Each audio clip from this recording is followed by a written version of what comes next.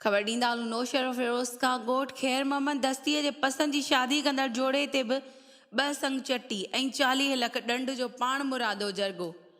न ॾियण जी सूरत में कारोकारी करण मारण ऐं घरनि तोड़े ज़मीन ते कब्ज़े जूं धमकियूं।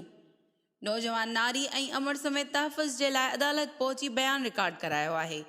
उन सिलसिले में मीडिया सां ॻाल्हाईंदे पसंदि जी शादी कंदड़ नौजवान नईम मोहम्मद दस्ती ॿुधायो त पंहिंजे ई ॻोठ जे नारी बानूर दस्तीअ सां 8 ॾींहं अॻु पसंदि जी शादी कई आहे, जंहिं वक़्तु नारीअ जा माइट गुलाम फारूक वज़ीर अली मारूफ़ अहमद रज़ा दस्ती वारा जान खां मारण लाइ हथियारबंद साण करे ॻोल्हे रहिया आहिनि, जंहिं सबबु असां अदम तहफ़ुज़ जो शिकार आहियूं। हिन चयो त नारीअ जे माइटनि पाण मुरादो जरगो करे असां मथां 2 संग चटी ऐं 40 लख ॾंड रखियो आहे, जेको रक़म ऐं संग चटी न ॾियण जी सूरत में कारोकारी तहत क़त्ल करण ऐं घरनि में ॿी मिल्कियत ते कब्ज़ो करण जूं धमकियूं ॾेई रहिया आहिनि।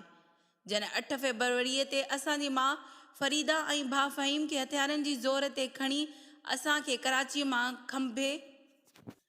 खंभियो पर रड़ियुनि ते शाह लतीफ़ थाणे जे पुलिस बचाए वरितो ऐं जवाबदारनि खां लिखाए वरितो त असांखे को बि नुक़सानु न पहुचायो वेंदो।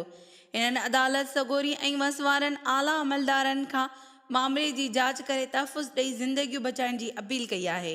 रिपोर्ट अता हुसैन समो, अमल न्यूज़, नौशहर फिरोज़।